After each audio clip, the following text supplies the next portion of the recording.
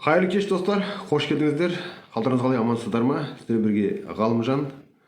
Бүгін біздің күнделікті кешкі тікелей эфир тақырыбы агрессивті және консервативті инвестициялар туралы болады. Өзім таныстырып кетейін, есімім менің Ғалымжан, Астана қаласынан, Қызылорда облысының тумасымын. Бүгін сенбі күндеріңіз бәріңіз бірдей сәтті өтсін. Құдай қаласа тек тыныштығын берсін, тыныштығын Алла берсе ертең уже дүйсенбі жаңа апта басталады. Құдай қаласа тек сәттілігін көріңіздер. Жақсылық болсын көргеніңіз. Жаңадан келіп жатқан кісілер болатын болса, тіркеліп кетіңіздер, лайк қойып кетіп кетіңіздер. Бұл жерде бүгін біздің қаражат туралы айтамыз. Ақшаны қалай көбейтуге болады, сенімді және қауіпсіз көбейтудің жолдарын айтатын боламын. Неше инструменттер бойынша. Дауысым мен естіліп тұр ма ағайындар? Естіліп тұрса плюс қойып жіберіңіздерші, мүмкін болса. Дауысым естіліп тұрса плюс қойып жіберіңіздерші.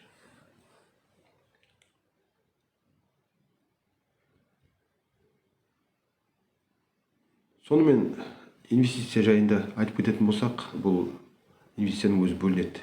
Мысалы, рахмет сізге, плюс жақсы естіліп тұр, значит. Инвестицияның өзі үшке бөлінеді.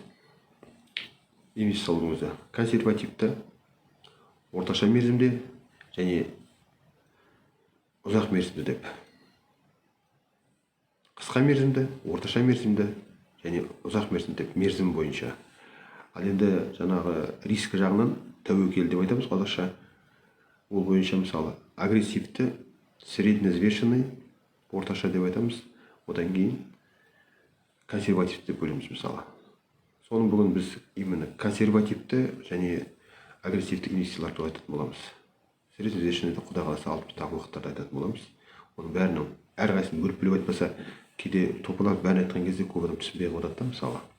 Сондықтан және қалай инструменттер, соны айтып кетеміз. Бұл туралы мен өзімнің қаржылық сауаттылық курсымда толық айтып таныстыратын боламын. Қазір енді сізге жалпылама енді барлық жағдай келмейді, бірақ мүмкін дегенше сіздерге жеткізуге тырысамын.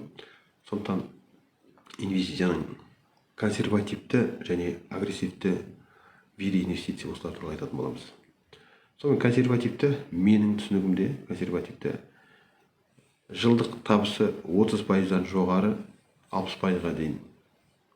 Кей акцияларда, кейбір инструменттерде 70%-ға дейін жақсы көтерілетін жағдай бар. Ортасымен мысалы 50 деп қояйық, жақсы 60, өте жақсы 70 болады да мысалы. Бұл акцияларға, бұл инструментке мен өзіміздің Қазақстанның қор биржасының акцияларын қараймыз. Өйткені соңғы кезде біздің рынокта Қазақстан қор нарығында өте жақсы қозғалыс болып жатыр. Оны сіздер кәдімгі көріп отырсыздар. Ортасында мен отырып как раз ол туралы разбор деп айтамыз орысша, қазақша талдауын жүргізіп, барлық акцияларының мысалы құнды қағаздың қалай көтеріліп жатқан, былтырғы жылмен салыстырғанда қандай жақсы болашақ перспективасы бар бұл қағаздардың, құнды қағаздардың, сол туралы өте түсіндіріп айтқан жағдайым бар. Бұл деген ағайындар айтып отқанымыз біздің Қазақстан қор биржасы қазір біздің өзіміздің қолымызда. Народный банктың мысалы жаңағы карточкасы болса, Жусан банктың карточкасы болса, Фридом банктың карточкасы болса, сол арқылы сіздер мобильді қосымшасын жүктеп алғаннан кейін, соның ішінде Народный банктың халық инвест счеты, Жусан банктың Жусан инвест счеты, одан кейін Фридом банктың Фридом брокер трейдер нет деп атайды мысалы, соның инвест счетын ашып алсаңыз болады. Бұл барлығы онлайн, қазір бір жаққа шығып офиске барып, договор толтырып ұзақ түгіл осы жерде тұратын жағдай жоқ қазір. Бәрі онлайн мысалы. Барлық карточкалардың бәрін түгіл, даже Фридом банкта, даже карточканы офистің, осы Фридом банктың офисін не посещай орысша айтқанда.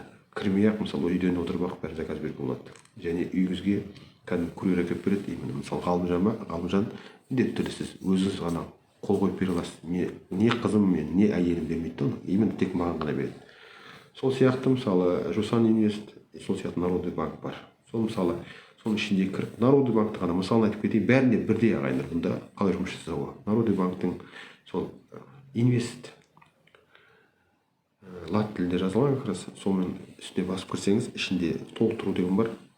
Пополнение орысша, сол пополнить етіп қойсаңыз, пополнить еткенде алыс емес, сол өзіңіз Народный банктың инвест счетына саласыз. Қайырлы кеш Ғалымжан мырза. Қайырлы кеш Гауһар ханым, қалай жағдайыңыз, амансыз ба? қош келдіңіздер ағайындар. Жаңада келіп жатқан кісілер болса тағы да айтып кетейін. Бүгін біз инвестиция жайында, оның ішінде агрессивті және консервативті инвестициялар туралы айтып отырмыз. Мен қазір біріншісі консервативті инвестициядан бастадым.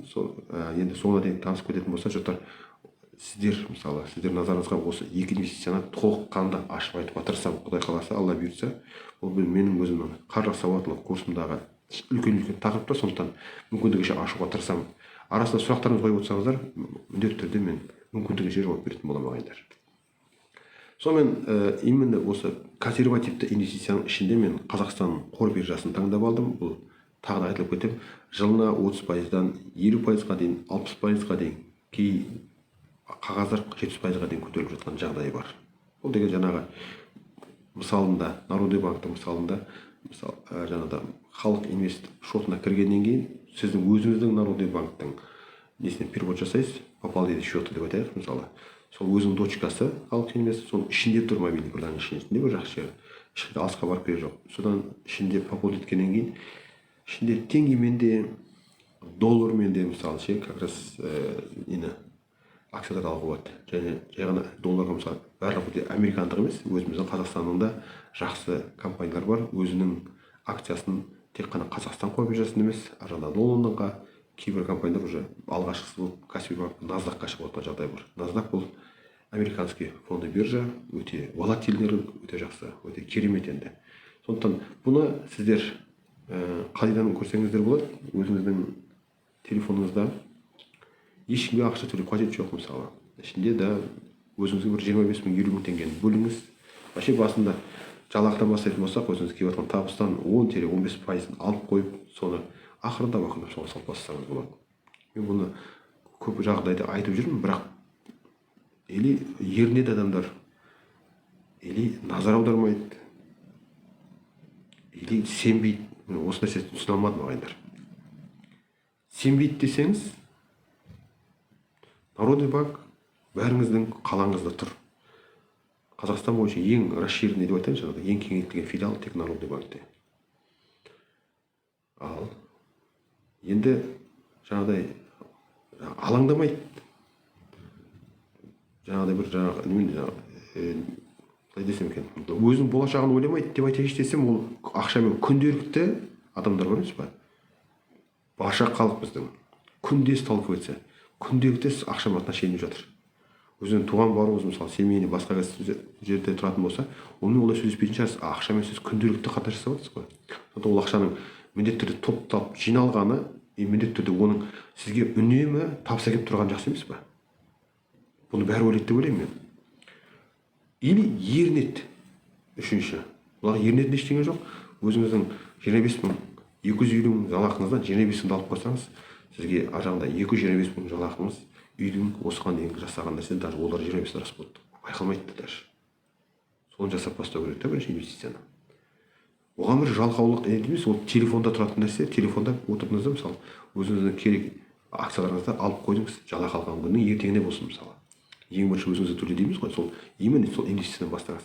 Сол 25 мың сізге ең бірінші инвестицияңыз болсын. Міне как раз ай басталды, жаңағы бүгін 17-сі болса, мысалы, бітіп жатыр даже дұрысында. Енді бір 10 күнде Құдай қаласа біз ең қысқа ай ақпан айында бітіреміз. Ар жағында уже көктемнің алғашқы айы наурыз келе жатыр. Сондықтан бұл жерде мен басқа жолды тауып тұрған жоқпын. Не жалқаулық, еріншектік, не сенбестік, не енжарлық, осы үш нәрсе да, мен басқа нәрсе көріп тұрған жоқпын. Сондықтан бұны когда-нибудь бір бастау керек та ағайындар. Ол нәрсе, ол жаңағы біреуге ақша беріп, әйтпесе көтеріп, жаңағыда бір мошенниктерге түсетін емес, өзіңіздің Народный банкыңыз, өзіңіздің Жусан банкыңыз, осы Қазақстанда баяғыдан бері істеп жатқан Freedom банк тұр, мысалы, бүкіл дүниежүзіне танымал өз брокер, мысалы, бүкіл финанс услуга жасап жатыр, мысалы, брокерский услугадан басқа. Сондықтан бұл жердегі сол Народный банктың акциясын алайыншы, Народный банктың ең алғашқысы, ең болмады дегендегі. Ішіндегі, мысалы, былтыр 23 жылды 30% табыспен бітірді, мысалы, годовой. Бірақ ол несі не окончательно, жаңағыда айтқандай, соңғы сөз емес. Бұл міндетті біздің собрание акционер, бұл сол жерде атап айтатын нәрсе де, мысалы. Ол жерде 28 бола ма, 32 бола ма, одан жоғары или төмен бола ма, білмеймін. Бірақ мен пример айтқан кездегі былтырғы жылды осы как раз немен бітірді, 30%-мен бітірді. ал бұл Народный банк дүниежүзіндегі Қазақстан бойынша бұл не? Қазақстан бойынша флагман казахстанской банковской система. Ол бірінші анау алыстан Совет Союзына келатқан баяғы Сберкассатер бар тұғын мысалы. Сбербанк ол бір жағын алып кетті, Народный банк алып кетті, соны 100-ден аса жылы бар, тарихы бар дейтін банкіміз, мысалы ол біздің Союздан келатқан, бұл өзіміздің бұрынғы тарихымыз, сол жақтан келатқан үлкен банкта. Соның акциясы, соның отделение филиалдарын бәрін көріп отырсыздар. Ол қаншалық жұмыс жасап жатқан, қанша технологияны қосып жатқан. Қазақстан бойынша бірінші банк, екінші Каспий банк жүреді, үшінші барып Центркредит. Осы банктердің акциясын алып қойып жақындап. Басқа күйседе Народный банк вообще банктер күймейді да. Өткен шарастар осынша. Өйткені қарап отырсыздар, жан-жақта барлық филиалдар ашып жатыр мысалы. Жұмыс жасап жатыр эпидемия. Ол тек қана кредит емес ол жерде, ол біздің частный бизнес, малый средний бизнестің бәрін финансировать етіп, өзіне астына тартып отқан жағдай бар. Үлкен корпоративный клиенттерді мысалы. Сондықтан бұл консервативті инвестиция да, мысалы, именно осы ақша қатысты көбейтеміз десек, ол именно соның үстінде жұмыс жасап жатқан осы бизнестің, осы экономиканың лидерлерін алу керек акциясын.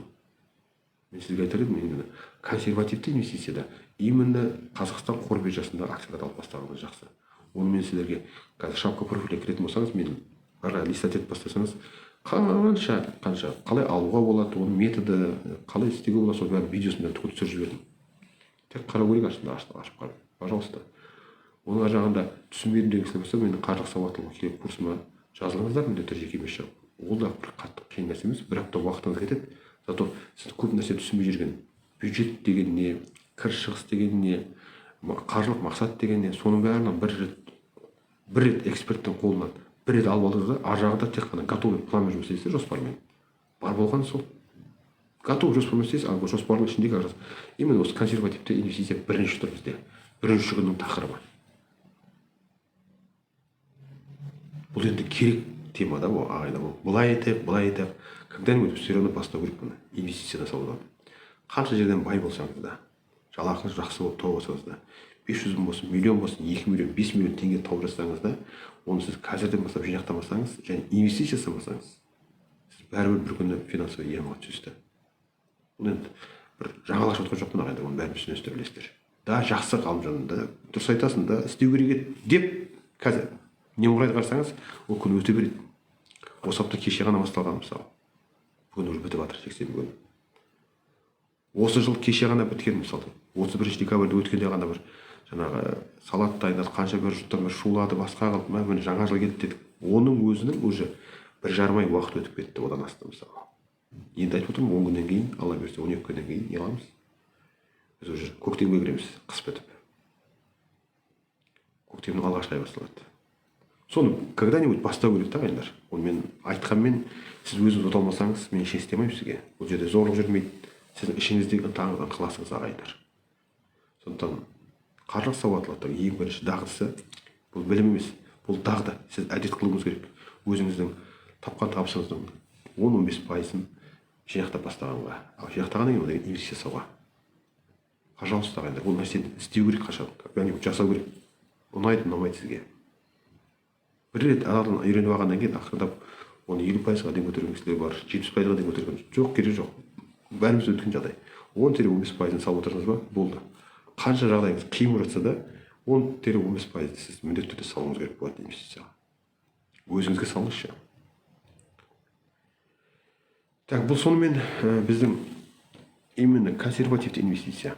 Енді мен сіздерге агрессивті инвестицияны айтатын боламын. Бұл агрессивті инвестиция дегеніміз мұнда уже годовой емес, айына санап бастаймыз. Өйткені аты айтып тұр агрессивті деп. Және ол қысқа мерзімге кетеді. Жылдар бойы істеуге де болады, бірақ ішінде айына деп есептегеннен кейін ол және қысқа мерзімде де өте жақсы жұмыс істеп өзінің жұмыс көрсеткен жақсы құралдардың бірі. Оған сізге именно агрессивті инвестиция, бұған дүниежүзіндегі ең ликвидный рынок, ең көлемді рынок, жаңағы капиталы емкий деп айтайықшы, орысша айтқанда, сондай рынок бұл Форекс. Әлемдік валюта нарығы, әлемдік ақша базары, кәдімгі обменниктің көшемізде көріп жүрген, соның әлемдік деңгейіндегі күндігі обороты 7 триллионнан 10 триллион долларға дейін өсіп отырған үлкен финансовый рынок. Осы рынокта мысалы қазір бүкіл воротилар дүниежүзіндегі барлығы бірдей осы жерде жұмыс жасап отыр. Күндіз түні суткілік. Және онда жеке адамның өзі саудаға қатысудың өзі қазір күннен азайып кетіп бар. Күннен. Неге? Өйткені оған жасанды интеллекті, уже компьютерлік программаларды, роботтарды қосып істейтін жағдайға келдік. Бүкіл адамзат жалғызбен емес. Сондықтан бұл жерде бұл агрессивті инвестицияда сіздің қатысуыңызсыз пассив табыс болады.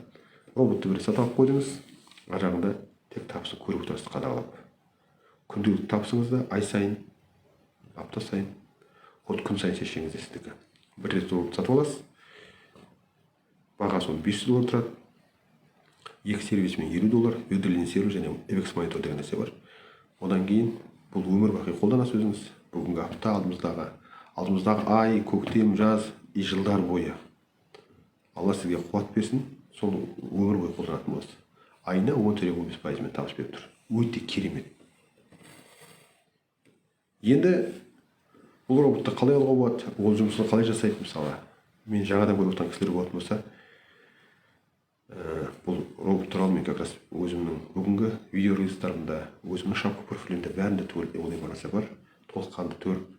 Қазір мысалы доказа тыңдап кетсеңіз, ар жағында маған тіркеліп, ар жағында лайк қойып кетсеңіз, мен сізге міндетті түрде тіркеліп жауап ретінде. И соның мысалы жаңа айтып отқан осы роботты жаңағы $500 дедім, $550 вообще екі сервисімен минимал $100 депозиттен бастап 250, 500, 1000, 2000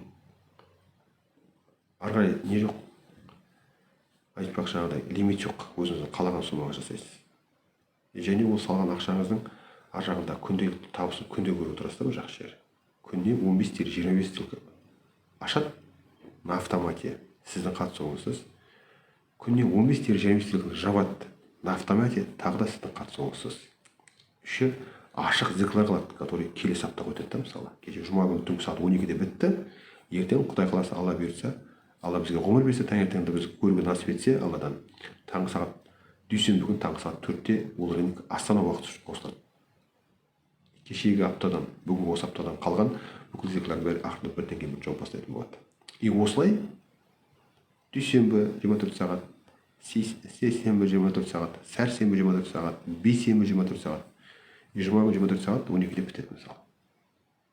Осындай бір керемет бар. Бұл Форекс рынокта өзіңіздің тапқан табысыңыздың, тағы да жаңа айтып кетейін мен, тапқан табысыңыздың ай сайын 10%, 15%, тапқан табысыңыздың 10-15%-ын жаңағы консервативті инвестицияға, акцияларға салып отырсаңыз, сізде равномерно өсетін болады да бәрібірдей. Ақырын-ақырын. Бұл да бір стратегия ағайындар. Ақша сіздікі, көтеретін ақша да сіздікі. Жоқ, мен мына жақта көтеріп алайын дейтін болсаңыз, оның да неше түрлері бар мысалы. Біздің өзімізде трейдерлер мектебі бар ішінде, онлайн өтетін сабақ деген.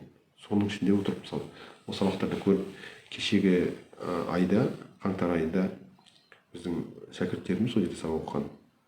Осы роботтың онлайнда берген, напрямую мына жақта жұмыс жасап жатыр ол. Еще роботтар именно біздің осы роботтардың өздері онлайнда біздің сабақ оқытқан кісілерге прямой береді. Соны бірінен кейін бірін қойып отырған жігіттер, қыздар өзінің депозитін бірге бір жасағанда, бірге бір деген не? Сіздің депозитіңізді бір айда бірге бір 100% жасаған көтерген.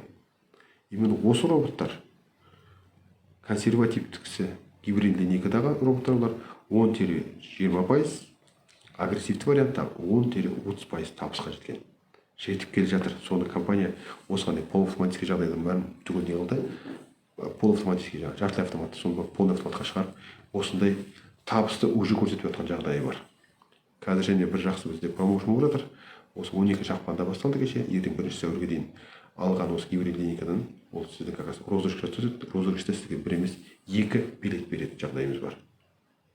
Ол как раз 1 сәуірге дейін болады. 2 сәуір Құдай қаласа, Алла бұйыртса, сіз бұл розыгрыштарға қатысасыз. Оның ішінде iPhone 15, осы как раз гибрид линейканың екінші роботы, одан кейін Кайман дейміз, сол сияқты роботтар, жаңағы мектеп, трейдер мектебі стандартный, одан кейін трейдер мектебі, именно наставник, ұстазбен бірге оқитын. Соның барлығы айнап келгенде бір 15 наименование бар осы розыгрышқа қатысатын. Сондықтан міндетті түрде қатысып қалыңыздар оған. Өте керемет. Өйткені біз кешегі бір жақпаданға дейін болған бір жақсы промоушн одан кейін екінші ақпан күні бәріміз жиналып отырып онлайнда болды. Өте керемет болды енді действительно ағайындар. Бір көрсеңіздер, оны көресіздер, рахатын көресіздер, действительно тамаша. Сондықтан бұл жердегі жағдай ағайындар, бір рет алған роботыңыз сізге өмір бойы жұмыс жасайды бірінші. Және обновлениесі постоянно компаниядан тегін, орнатуы тегін сіздерге. Мысалы өзіңіздің салған ақшаңызды $100 бастап соның күнделік табысын күнде көріп отырасыз. Және телефонның 5 жеріне қойасыз. Айтып кеттім, тағы да айтайын, күніне 15-25 сделка ашады, күніне 15-25 сделка жабады. Және еще жаңағыдай ашық тұрған сделкалардың бәрі мысалы цифрмен көрініп тұрып, мысалы 15, 25, 35 деп сол сделкалардың барлығы келесі күнге автоматом өтеді да, ол жақта да келесі күні ақырындап өзі жаба беретін күшті жағдайы бар. Сіздің қатысуыңызсыз толық автомат режимде өте керемет жасаған ағайындар. Жасанды интеллект негізінде өзі мысалы рынктың өзі мысалы қанша бала тиіп жатса, именно алгоритмге сіздің депозитіңізді сливать етпеу үшін сондай жасап қойғанда минуске жұмсамайды. Минустер бар, бірақ сіздің депозитіңізді полностью сливать еткенге оған жоқ. Оны істемеген. Именно жасанды интеллект соны басқарады бізде. Және ішінде бірнеше стратегиямен жасайды. Классикалық линейка, трендовая линейка, гибрид линейка и математическая линейка деген осы төртке бөлінеді. Минусқа арман, ассалаумағалейкум, минусқа кетпей ма дегенді мен былай түсіндіремін. Тәуекелі бар ма деп түсінеміз да, мысалы.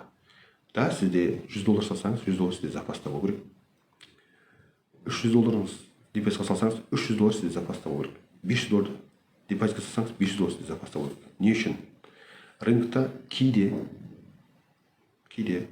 ол робот, ол адам емес қой. Робот кейде рынокқа қарсы ашып қалуы мүмкін.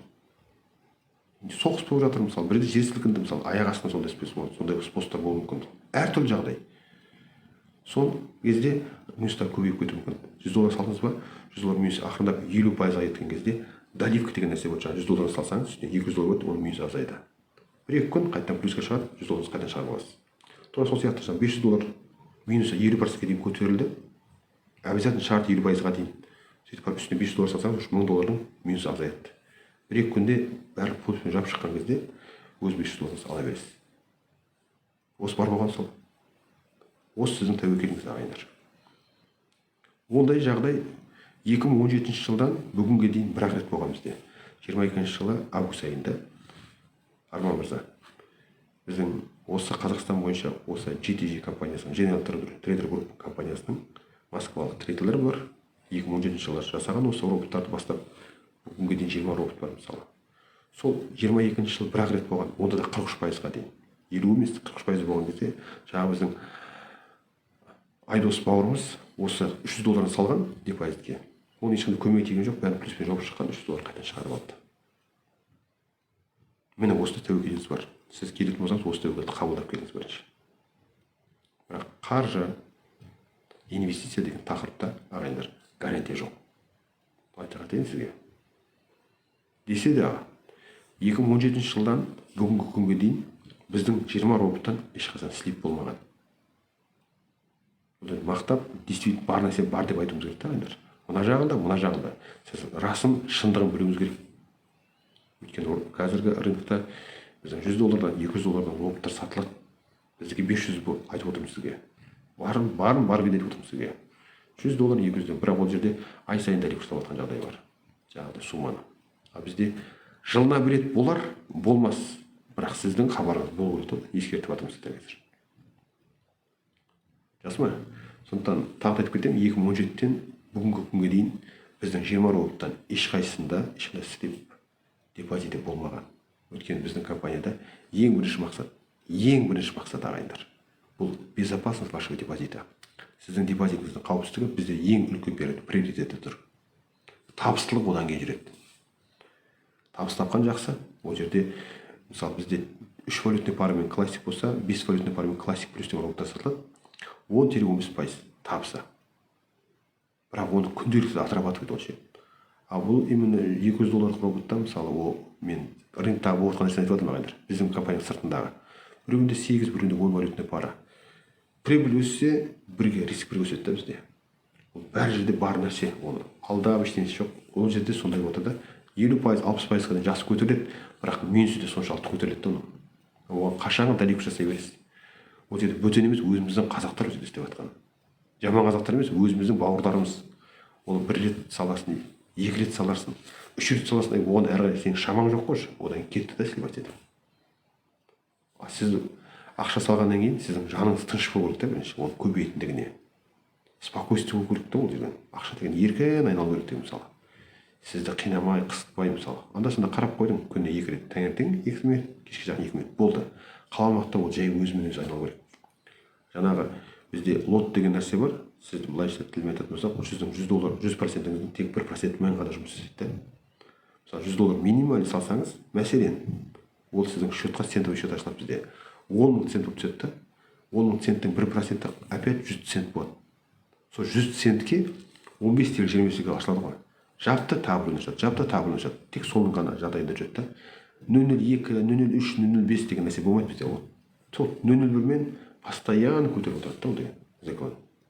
Бізде басқа да роботтар бар, бірақ именно осы классик плюс роботтар, которые сіздерге рекомендуют на время, ұсынып отырған.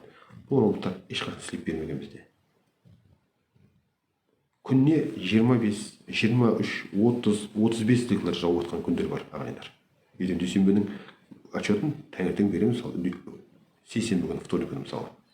23 сделка болса, біреу, екеу емес. 25 сделка жапса, біреу, екеу емес. 30 сделка болса, екеу, үшеу минус болады. Бұл минустың болуы, это нормально, ағайындар. Бұл торговля бұл. Бұл сауда, волатильный сауда. Дүние жүзіндегі 7 триллион, 10 триллиондық обороты бар. Оборотта сіз тасап плюспен жабам деген, мен наоборот ондайға сенбеймін да. 1-2 минус болған жақсы ба жерде. Сондықтан бұл жерде ана 3 минус, 2 минус деп айтқан, сол минуста сіздің қалған 20-23 сделкаңыздың ішіндегі плюстер, ана сіздің минусыңыз бәрін жауып кетеді. Сіз общий депозитте сіз постоянно плюстесіз.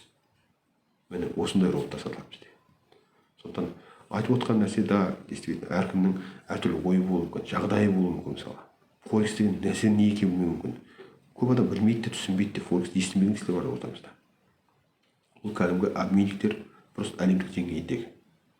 Соған өзіңіз бір рет сатып алған өзіңіз роботы сізге үнемі күнделікті автоматтық режимде сізге ақша келеді. Бар болған сол қысқаша айтайық. FX монитор деген не, выделен сервер деген не деп сұрақ қойып отырсаңдар, мен оған жауап берейін. FX монитор деген бұл бүкіл әлемдегі, мен сияқты біздің компаниямыз сол.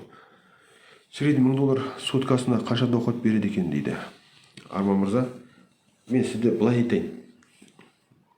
0,3-тен басталады. Пайыздан 0,5-те береді, 0,7-те береді, 1-де береді. Мен кешегі ақпан айында екінші роботты қосқан кезде, ол түстен кейін 2-де қосылды, түстен кейін 2-де. 2% берді бір күнде. 38 зекер жауып, 2% берді маған, мысалы. Оны ешнәрсен біз гадать ете алмаймыз, ағайындар. Ол рынок. Мысалы, өзіміздің базарға барсақ та, сауда бір күнде жақса, бір күн жаман ғой. Сондықтан мен сіздерге тек годовой ете аламын да, мысалы. 15%-дан естімей ақ қой, мен 10%-дан естіген кезде, бір жылда 12 ай барса, 12 өткенде 120 болады ғой. Сол 120 самый минимум. 10%-те. Тері 240 табыс береді. 120 тері 240% табыс береді жылына. Нұсына істей беріңіз енді. Өйткені бір айда жоғары табу мүмкін. Мысалы 15% дейсін болсақ, 17, 18, 20, 22-ге дейін көтеріледі. А бір айларда 13, 12, 11-ге дейін барады. А бірақ общий годовой санаған кезде ол по-любому 15%-ның шамасында келеді да, ағайындар. Бұл бір деп қойыңыз. Екінші, 10%-дан есептеген өзінде, мысалы, жаңағыдай 120 деп айтады ғой, 12 айдан қосқан кезде. 10%-дан классик роботтарында, мысалы. Оның еще сложный проценттер бар ғой. Доллардың үстіне бір айда $100 түссе, например, мысалға да, сіз келесі айға $1100 барасыз, $1100-дан 10% кетеді, көрдіңіз ба? Одан кейін $1110-ның $1110 болса, $1110-ның 3-ші айға кеткенде оның өзінің сложный процент қосылады. Сондықтан ол жаңағы 120-240 деп отқанымыз. Түсіндірілді ғой да, сіздер қанағаттандыңыз ба сауапқа, Арман мырза? Я жоқ десең, жауап берсеңіз, мен ары қарай жүрейін еткенмін. Хорошо. Сонымен енді осы айтып отқан осы қаржылық сауаттылықта, қаржылық тәуелсіздікке баратын ең қысқа жолы бұл, ағайындар, инвестиция деген. Бірақ оны жаңағыдай аккуратно, ойланып барып істемесе тағы қиын, ағайындар. Сіздерге осыны бір ашып кетейін. Бұл рынок, осы финансовый рынок, оның ішінде афера да көп, бұның ішінде мошенниктер де жетеді. Бірінен кейін бір түсіп жатқан жағдай бар. Мысалы мен маған звондап жатқан қанша қазақ бар өзіміздің. Мен осыны 2 миллион бар кетті ақша. Мен аға білмеймін, осыдан бір жыл бұрын кездеспедіңіз деп жататын жағдай мысалы. Олай емес, сәті солай келді, біз солай кездескен шығармыз. Бүгінде мысалы жаңа кездесіп жатқан кісілер бар біздің ортамызда. Сізге бір сәт пісіп келу керек болды да, мен бүгін сізге айтуым керек болды. Оны солай қабылдаңыз да оны. Сондықтан бір рет салған өзіңіздің $550 бір рет сатып алған роботыңызға кетеді, бір ақ рет өміріңізде жасайтын шығын. Одан кейін $100, $200 ақырындап көтерген кезде бұл нәрсе не өзінің табысын гадами береді ғой. Қайда асып барамыз? Осыған дейін шыдадық қой. Осы роботсызда өмір сүрдік. Сондықтан бүгіннен бастадыңыз ба, ар жағында хабар ашып жатсаңыз, Құдай қаласа осы алдымызда дүйсенбіден, ар жағы сейсенбі сәрсенбіден бірақ қосып десек болады, проблема жоқ. Не үшін бұл жерден қажет керек? Өзіңіздің ақшаңыздан басқа міндетті түрде сізден Binance қажет болады ағайындар. Binance болмаса Bybit пен кошелек құрып жасап жатырмыз. Өзіміздің қолымыздағы теңгені электронный фиатный теңге деп жатырмыз. Біз криптоға ауыстырамыз. Именно USDT тезерге ауыстырамыз да, өйткені депозитті как раз доллармен толтырамыз. $100 минимальный мысалы да. Одан кейін жаңағы робот сатып алған кезде именно $500 оған әдейі төлейміз. Жаңағы айтқан екі сервис бар, екі сервистің $50 мысалы. Соның бәрін төлеген кезде біз именно USDT-мен төлейміз ағайындар. Оған хабарларыңыз болсын. Өйткені бұның ішінде де көп шаруа бар мысалы ағайындар. Жаңағы біреу FX айтып жаңа білмей жатырмын, оны ұқтырып түсіндіру керек болады. Көрмеген мысалы. Біреулер выделенный сервердің не екенін білмейді. Выделенный сервер мысалы біздің именно свет бар қазір, интернет бар, құдайға шүкір Астанада. Басқа жерде де осындай болып тұр. Энергетиктерге рахмет біздің связьдағы кісілерге. Сізбен біз мысалы прямой эфирде көрсетіп отырған. Өшіп қалса ештеңе жоқ мысалы, түктесе алмайсыз. Ал роботтың шартында, жұмыс істеу шартында, онда стабильный интернет пен стабильный электричество болу керек. Сондықтан даже Қазақстан сырттағы выделенный серверде тұрады. Ол жерде 365 күні свет пен интернетпен проблема жоқ. Осы выделенный серверде тұрады сіздің счеттарыңыз. Хотя парольдар бәрі сізде тұрады, ешкім ешқандай қатысамайды. Өзіңіз электронный счетта да жаңағы өзіңіз расчетный счетыңыз, торговый счетыңыз айтайын, сол торговый счетыңыздың өзі де мысалы пароль, логин, емес пароль бәрі сізде ғана, ешкімнің оған қатысы жоқ сізден басқа. Сізде мысалы тіркеп бергенге мен көмектессем шығар, бірақ әрі қарай менде досым жоқ. Ар жағында тек өзіңіз ғана жауап бересіз. Ал жаңағыдай қалай әрі қарай байланысамыз десем, менен басқа мысалы Астананың өзінің қауымдастығының өзінің чаты бар. Одан кейін қазақстандық жаңағы Айдос мырзаның региональный директоры для клиентов отдельный чаты бар. Одан кейін мынау компанияның служба поддержки оның чаты бар. Служба качества контроля дейді, ондай чаты бар. General Trader Group'тың өзінің чаты бар. Одан кейін боттың чаты бар. Сөйтіп общий санада 11 чат бар ағайындар Телеграмда. Соны отдельно папка қойғанбыз. Сол ана жерден үзілмейді, күнде тауып жатыр мысалы. Ал жаңағы тех поддержка бізге қажеті молниеносно, моментально істеп тұр да жауабымызға. Прям сақылдап істеп тұр. Маған ұнады өте. Жаңағы таңертең 2 минут, кешке 2 минут дегендегі таңертең қараған кезде 5 валютный парада классик плюс робот айтып отырмын қазір.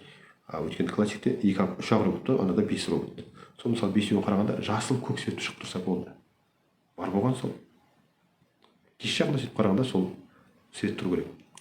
Енді ортасында, шетінде сары оранжевый свет болса, значит это все в работе деген сөз. Это тоже не критично. Ол деген болу керек. Кеше емес, алдыңғы күні бізде как раз среда күні болды. Мысалы среда күні британский фунттың швейцарский франкқа қатысы бар, осындай валютный пар бар бізде. Сол бір сутка тұрды сары оранжевый свет болып. Бір суткадан кейін қайтты кері қарай. Жапқан кезде барлығы ірі плюстермен жапты да, керемет, тамаша. Ал енді үшінші жағдай бар жағдай. Или әппақ, или қап-қара болып тұрса, сразу скрин жасаймыз да, служба поддержкаға жібереміз. Жазып болғанша мына жақта уже қосылым келіп жатады ғой. Как будто күтіп отқандай ше. Қашқып барсаң уже можете посмотреть. Советник работает в штатном режиме деп уже ответ келіп тұрады ғой сізге ана жаққа барып қалды. Мен өткен қайтадан кіріп обновление жасап жатқан кезде уже қосылып тұр ғой. Жаңағы нәрсе жоқ мысалы, әппақ қара болып тұр деген нәрсе. Өте жылдам істейді. Өте жылдам. Бұл жағынан проблема жоқ. Сіздің қосатын кезде де мысалы Астана қаласынан болсаңыз ештеңе жоқ. Онда бірге кездесіп істей саламыз, жасай саламыз бірге отырып. Ал жоқ, Қазақстанның өзін әр бұрышынан, Қазақстан тысында, сыртында отырсаңыз, онда біз не істейміз? Кәдімгідей WhatsApp бар, бізде Telegram бар, бәрімізде видеозвонок төлейміз, аудиозвоноктан басқа. Соның ішінде бассаңыз, ішінде демонстрация экраны деген бар. Демонстрация экраны бассақ болды, сізге мен жіберіп жатқан нәрсем бәрі ссылканы бәрі түгел. Мынаны басыңыз деп бәрі түгел айтып отырамын. Аты жөніңізді жаңағы өзін барлығын түгел жасаймыз. Бұл не аға жұмыс істейді? Өте жақсы сұрақ. Мен су ішіп жіберейінші.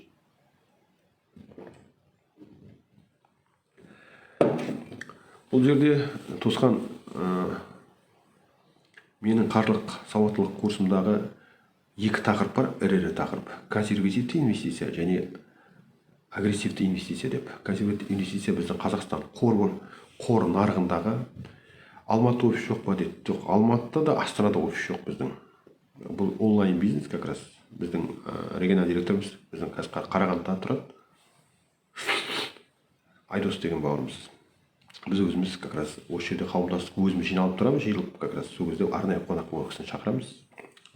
Жаңағы Алматыда жақында болды Арман мырза. Біздің Астанада өзіміз Құдай қаласа осы 20-сының бері или 20-сынан кейін біздің Астанада болады. Одан кейін уже март айында, наурыз айында Құдай қаласа жаңағы осы жерден батыстан біздің ағайындар болса, Ақтөбеде, Атырауда және Ақтау қаласында осы үш қалада барып қайтады. Пожалуйста, маған хабарласыңдар, мен қай күндер болатындар бар, мен айтып беремін сіздерге.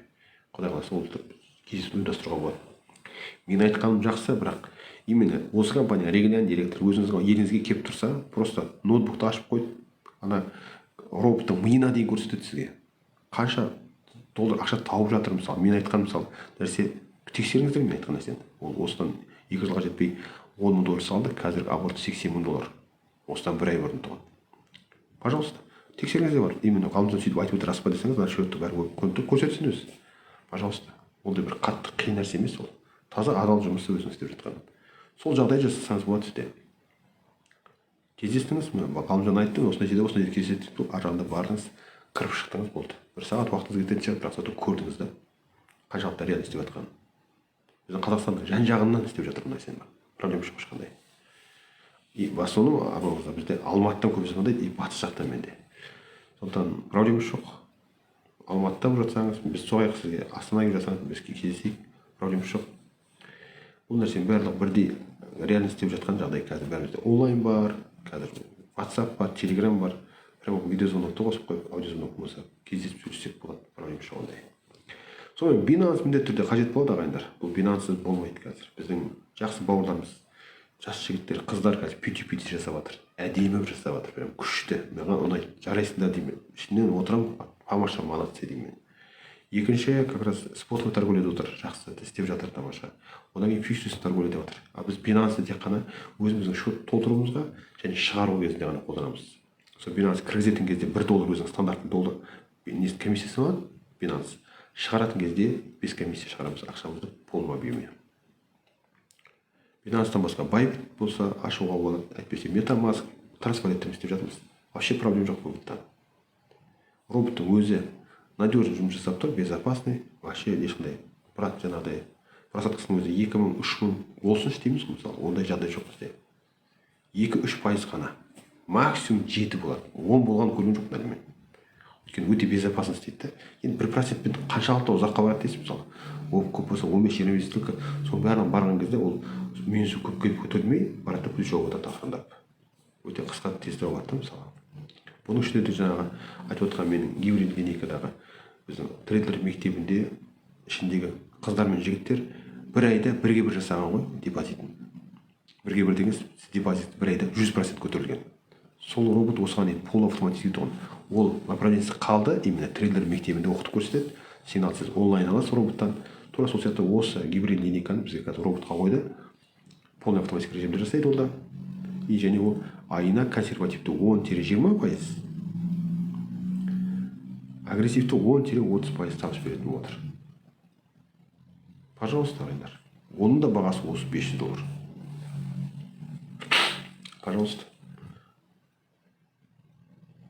Бұның ағайындар 20 робот бар, 20-ның 20 түрлі характер бар. Өйткені әрқайсының стратегиясы әртүрлі жасайды. Мысалы жаңағы именно трендовый десек, мен өзім трейдермін мысалы. Именно по тренду торговать етемін. Жоғары кетіп жатыр ма, төменге сатып керек жоқ мысалы. Именно жоғары қарай покупка болды, әр жағында өзі ақыртап барады, өзінің плюсын тек профитін жабады. Мен соның адамым мысалы. Ол тренинг линейка бар, математика линейкада вообще мен түсінбедім мысалы стратегиясы қалай істейтінін. Тренд жоғары кетіп жатыр, ол төменге ашады, біраздан кейін действительно қарасаң жоғары кетіп жатады. Ананың барлығы плюске жауып жатады мысалы. Бұл жасанды интеллект ағайындар. Бұнда эмоция жоқ, бұл шаршамайды, бұл талмайды, обедке бармайды, ұйықтамайды мысалы. Пенсияға шықпайды. Үйде мысалы қанша қашан үйде тұрасың, шығып кеткен кезде ол сізге именно жақсылық келді, сіз жіберіп алдыңыз мысалы. А ондай демалыс жоқ та. Ол 24 сағат бойы анализ жасап отырады роботты рынокта. Және ойлаған өзінің активтері бойынша. Және бізде тек қана валютный пара емес қой форекстегі. Ішінде металл деген как раз немен роботтар бар, олар алтын мен күміспен жасайды еще. Так что бұның барлығы түрі бар ағайындар. Пожалуйста, оны да алып көріп істесеңіз болады. Проблема жоқ. Енді мысалы қазір осы рас па екен, $300 бар, салсам болады ау, $100 бастап десеңіз, сізге осы роботты сіз алам, ұнап жатса десеңіз, бізге сізге тест ретінде сынаққа да бере аламыз да, бір аптаға.